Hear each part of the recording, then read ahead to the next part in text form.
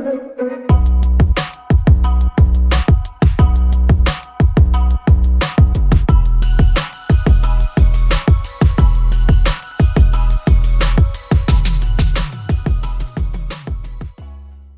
you a passionate wedding business looking to take your career to the next level? Do you dream of building a thriving brand, creating unforgettable experiences, and expanding your network inside the wedding industry? If so, mark your calendars and get ready for a day that will totally transform your business.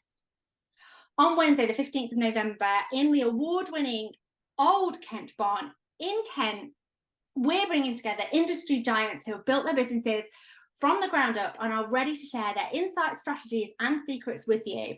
Whether you're a seasoned pro or just starting out, their expertise will be invaluable. We've designed an event to foster a relaxed atmosphere where you can learn and connect comfortably. There's going to be no stuffy boardrooms or endless PowerPoint presentations here. Instead, you can expect interactive sessions, open discussions, and opportunities for you to ask questions and seek advice. You'll leave with practical takeaways that you can apply to your wedding business immediately. Discover how to tell your brand story visually, create captivating content, and present your services in the most appealing way possible. Your brand's image matters, and we'll show you how to make it shine, reach more of the clients you love, step into your superpower as a wedding business, raise your prices with ease, and tailor your services for higher end or luxury clients. Plus, each attendee will receive individual branding photographs with our personal branding photographer that you are going to be able to use inside your marketing and your socials. Connect with fellow wedding professionals, venue team members, and our esteemed speakers. Expand your network, exchange ideas, and build lasting relationships inside the industry. You never know where your next collaboration or referral may come from. If this sounds like a bit of you and you want to be in the room on the 15th of November at the award-winning Old Kent Barn in Kent, then head on over to the link in show notes and book your ticket for WedCon now.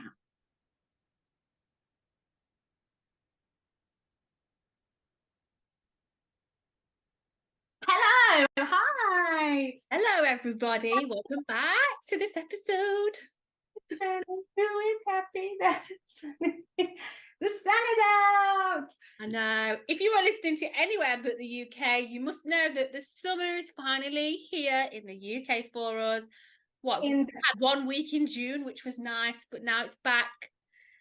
And guess what? The kids are going back to school too. Some of your children may already be back at school, you lucky people.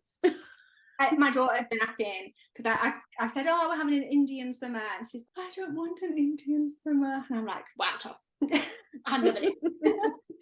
But this has been a good mood. Right, today we are talking money. We're talking how to triple your income. I love September, actually. September feels like a little bit of a cleanse, a little bit of a start. Kids are going back to school. We're in the last quarter of the year. We can really sit and focus and look at goals again and really look as to whether we're on track or not on track. So we wanted to talk about how to triple your income and what you need to do with your leads to ensure that you are booked up, that you're bringing in more money, that you're booking couples who love you.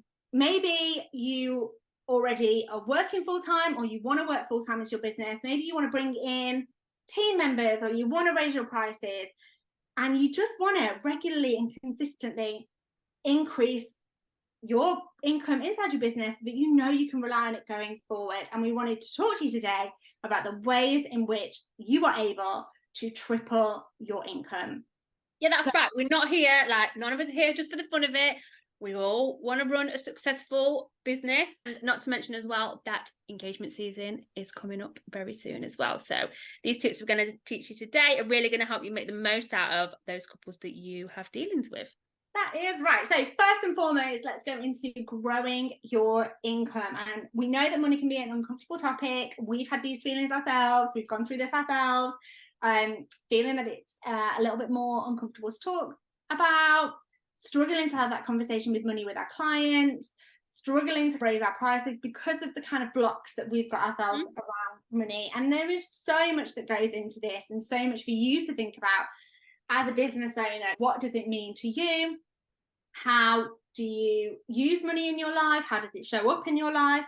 How do you feel about money? What kind of preconceptions have you got about being somebody that earns more money? And perhaps this is something that you might need to look at yourself and look at the kind of those attitudes that you've got towards money inside, not only in your business, but also inside your personal life as well. Yeah, think about what feelings come up for you when you think about making lots of money in your business and being a successful business owner. It might be that you, and I've had experience with this, like my family don't understand being self-employed and running your own business. And sometimes I've almost felt like I've had to prove my worth to them and show them like, actually, I'm making a success out of this, rather than actually, why can't we just feel proud in that we are creating our own kind of destiny, we're running our own businesses and we are smashing it? Whereas actually in the past I've felt almost like it's a bit of a dirty secret, and I don't like that at all.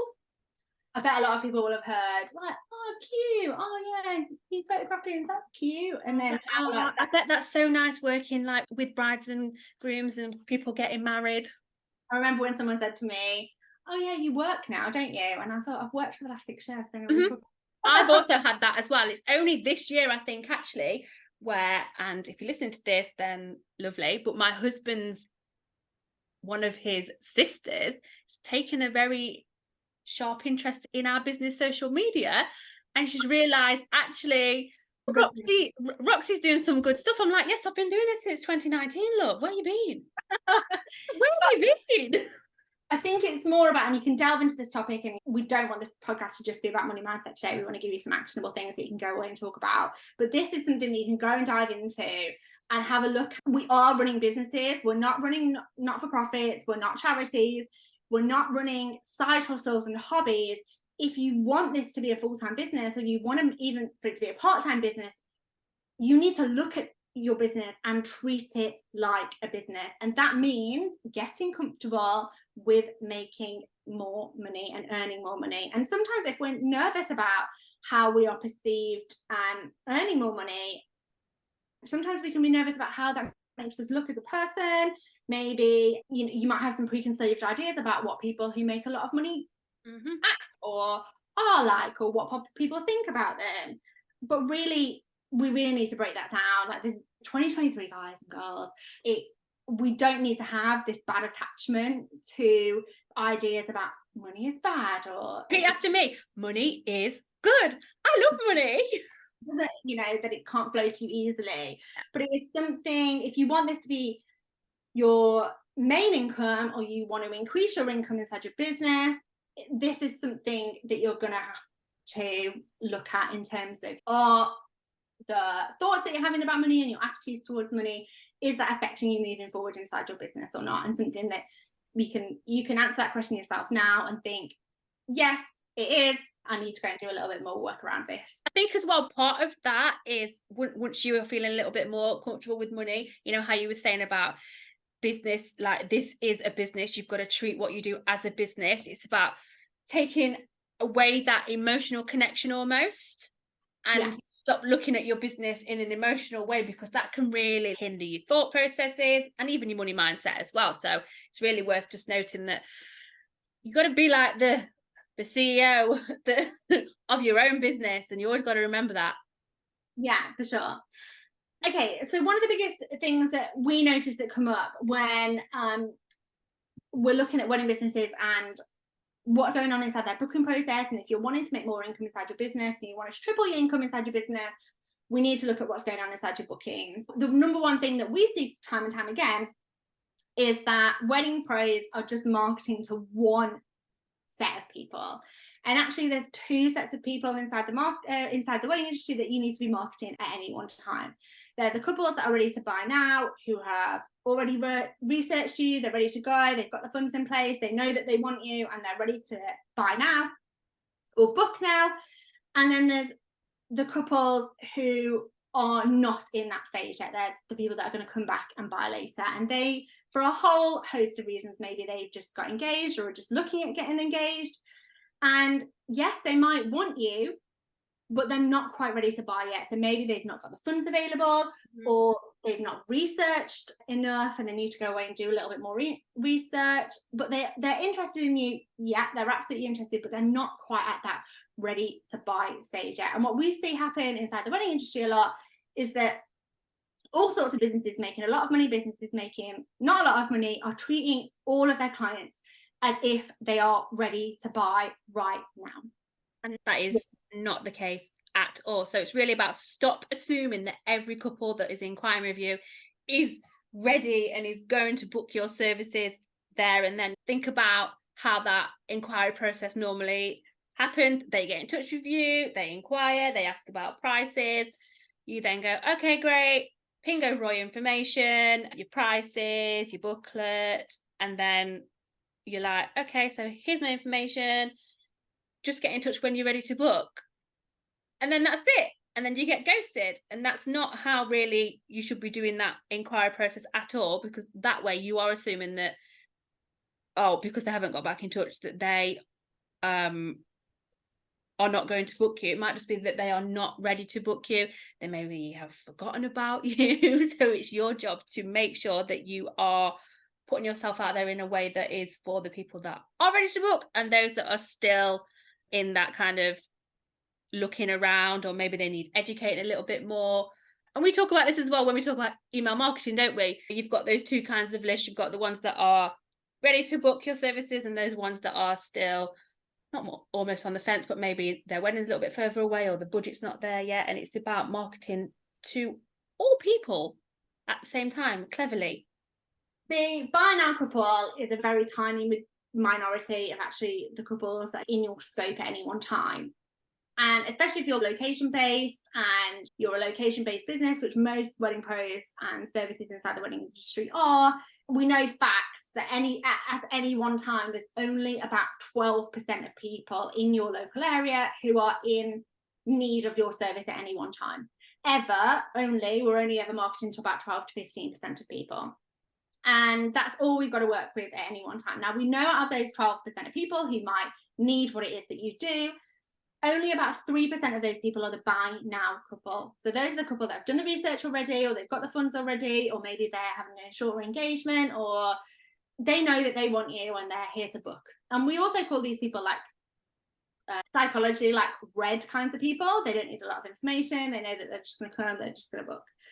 And a lot of wedding pros are only marketing to these people. And that's where a lot of the marketing out there is, and a lot of the responses are marketing to these sorts of people. What are you doing to check in with the other 12% of people that are it's full of people? Yeah, that need that more research, need to go away and do some new research, need to go away and do some more education. Maybe they need to save some more. And most wedding pros are just assuming that all the couples are in that buy now phase and they're treating them like that. Exactly what you said, when they're inquiring, they're just giving them the prices and they're wondering why they're getting ghosted, or maybe they're following up a couple of times, but that's it. What can you be doing and what can you be implementing? What strategies can you have that also markets to that buy later couple? So we're talking about education. What education does your couple need to book you?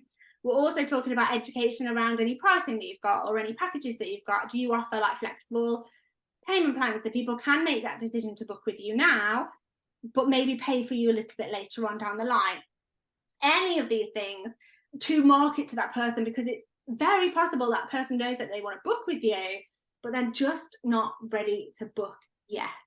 And this is really what we see a lot of wedding pros making a mistake with. So this is the one we really want you to focus on, is incorporating language, incorporating email marketing, incorporating the way you respond to clients that are inquiring about your services, how many times you follow up with them, all of these things to ensure that you are not ignoring that vast pool of people that fall into the buy later couple as well.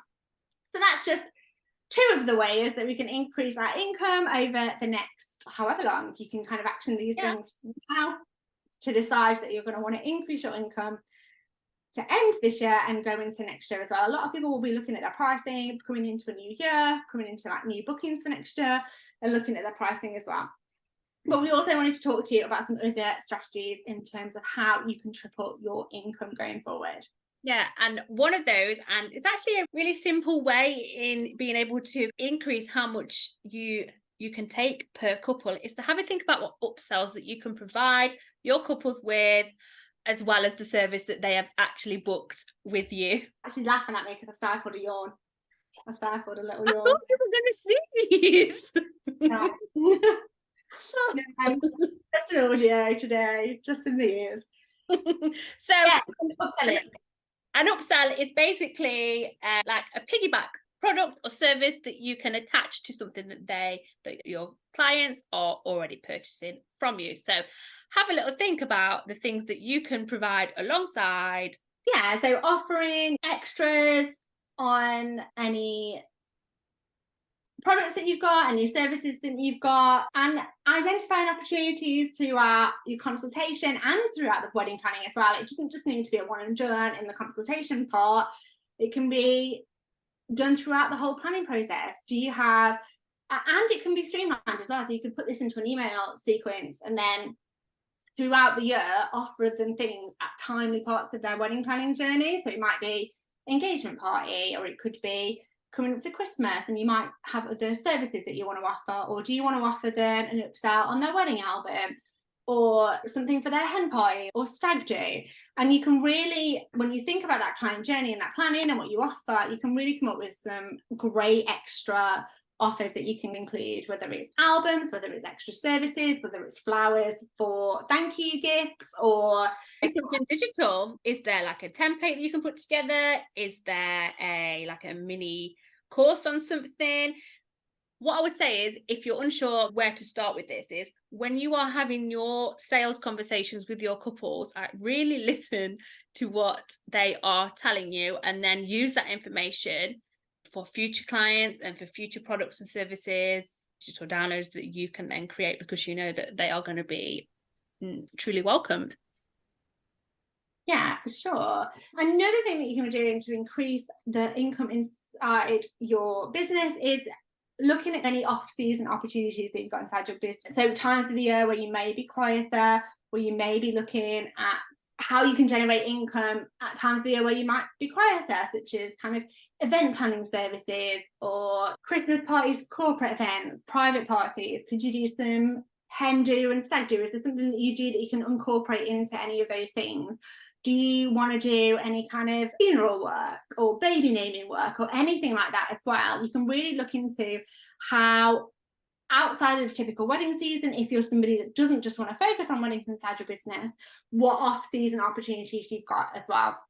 A lot of the florists that we work with, we talk to them about targeting Mother's Day, targeting Easter, targeting decor for Christmas, and tablescapes for Christmas Day and things like that as well. So there are plenty of opportunities to do the calendar. No matter what you do, you know, stationers can do party invitations, so they can make like a party pack for, I'm planning birthday parties this month, birthday parties for my kids this month. And I just love the ease of just having everything together. Whether you could do like a party in a box idea or whatever it is that you do, whether you do decor, stationery, whatever, there will be opportunities for off-season ways that you can generate income inside your business as well. You could create a referral program. This is something that can work really well. And you could reward existing clients or past clients or even suppliers as well for referring new clients to your business. And this doesn't always have to be cash referrals, although cash referrals can work really, really well. You could think about something that would be meaningful to the couple in order to refer business back to you again and again. And sometimes actually they don't need that incentive, but by having that incentive there, you're almost just reminding them that to refer you. And if any of their friends are getting married or family members are getting married in the future, then you'd love to be able to work with them going forward. So have a think about what might be valuable to your couple that you might want to offer them, whether it's a cash incentive, whether it's a gift card, whether it's just a lovely bunch of flowers, or you're going to pay for them to have a meal out, whatever it is. Have a think about that. And you can also incorporate this into wedding suppliers as well and wedding vendors. This is something that happens abroad quite a lot. And some of the wedding planners that we work with in other parts of the world will tell us that it's quite often that they will get a kickback for referring clients and couples services, whether that's car services, DJs, decor companies, music, whatever it is, and that they will get a kickback from that as well. So this is something that you could think about, creating a referral program in terms of then creating more income inside your business as well. We did this in the bridal shop and it worked really well. Like, it's one of those things that we'd not really thought about, and then was like, oh, okay, let's give this a go. And it is quite an easy thing to set up, but can really help increase your income. So one thing that you can actually do, which I've just thought of, and it's a really simple one, is if you have been recently ghosted by clients, go and follow up with them again. As we were saying, they might just not be ready to book. So like, I have in the past not always followed up again and again, but as soon as I started actually doing that, guess what happened? We made more sales, because it's not that they are not interested. Quite often it's that they have forgotten to reply, or something else has popped up, or it was on their to-do list and then it's got pushed back. So there's a number of reasons. And so just following up in a nice, helpful way, not a salesy way, can really actually increase your money coming into your business just by simply following up with those leads that you've already got. The fortune is in the follow-up, for sure. Definitely is. And I haven't actually always been comfortable with a follow-up, but it's definitely how you do it. You don't have to be, hey, I just wondered if you still wanted to book my product or service. It's just, hey, just checking in to see if you'd actually received my last message. Maybe tell a little porky, my Instagram's been playing up recently, or just find any excuse. Or maybe you've seen that they have been following along with your stories and actually you have had a conversation with them. Tie those two things together and just strike up a conversation again and see where it might lead. It doesn't have to be salesy at all. Yeah, not at all. I think it's just about a case of having a chat with them, getting them talking about their wedding, and then finding a way that you can bring that back to their wedding, bring that back to what kind of you do. Yeah. And the fortune absolutely is in the follow-up.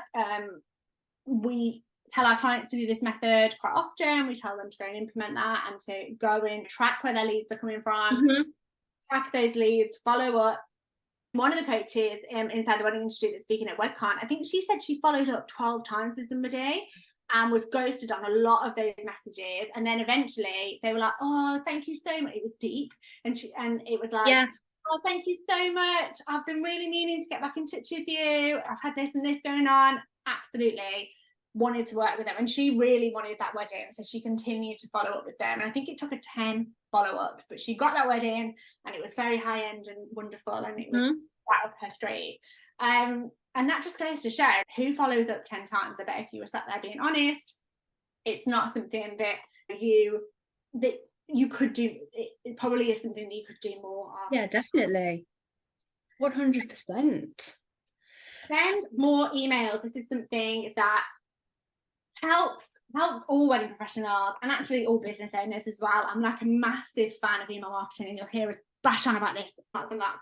But create and maintain an email list of not only potential leads but also of past clients, because you can go back and upsell them things. You can sell them other services as well if you expand outside of the wedding industry and you're not just doing things inside of the wedding industry. But if you're not sending emails to your customers or to leads, you are missing a trick. You want to be contacting them really regularly, maybe weekly even. Some people will say daily, in order to build relationships with people and remind them. Remember, there is a vast majority of people that are sitting in that buy later category, and just reminding them that you are there, why they followed you, why they gave you their email list in the first place. And not every email you send is going to be about being salesy and following up. It's going to be about adding value, reminding them that you exist, reminding them of the work that you do, providing them with some helpful information.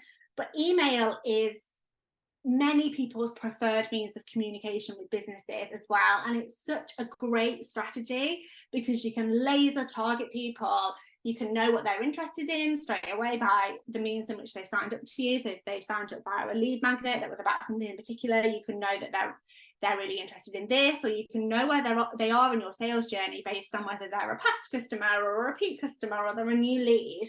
And that allows you to really tap in and talk to them about things that are going to really interest them, things that are going to be really helpful to them. And then you're going to stick out in their mind when it comes to them needing to book you. And the thing is as well, it doesn't need to cost you anything. And that is great. When we're talking about making more money and especially return on investment, email marketing is largely free. There are some great email marketing providers out there if you're just starting out. And if you're not just starting out and you're wanting to grow your list and maybe send better emails, it's relatively low cost, isn't it? And you can tap into numerous customers going forward about as well. We have an amazing email service provider, don't we? It's called Flowdesk. We can get you a bit of a free trial, so I'll pop the link for that in the show notes. It's really actually easy to use. If you love kind of Canva, which is a bit drag and drop, you're going to like Flowdesk as well. It's very, very similar to that. I love an email like this because you can brand it, you can add your images, you can really speak directly to those the inboxes that you are landing in. So actually, we've given you a load of tips there that you can then now go and implement inside of your business. Nothing that cannot be done by all of you lovely listeners. We would love to hear your thoughts. So if you've got any thoughts about anything else that you could do to earn some extra income in your business, hop over to our Instagram and tag us in a story at wedding_business_hub. We'd love to hear from you. And if you are extra loving our podcast, which I hope you are, hop over and leave us a review. It really helps us to continue to bring you all these amazing episodes that we do. So yeah, we hope to hear from you. Yeah, go in action. Let us know what the one takeaway that you're going to do, what you're going to go and do more of, or the one kind of light bulb moment that you have from this podcast. It really helps us to know. We're going to do these kind of 20-25 minute pods over the next kind of 3 or 4, where we're really going to get to grips with making that difference to end this year on ways where we can pull in more revenue for your business, end on making more money, get you closer to those goals that you set at the beginning of the year, and really get you ready for engagement season as well. So over the next kind of 3 or 4, we're going to do short, impactful podcasts where you can go away, take away the information and implement that straight inside your business. So let us know what you need help with. Drop us a DM over on Instagram or send us an email. Hop into our Facebook group, The Wedding Business Hub, and let us know what we can help you with, and we will bring you more episodes like this and other things that you can implement straight into your business. Thank you so much for listening. We can't wait to see you on the next episode, and yeah, go and enjoy the sunshine, everybody. Take care, everyone. Bye.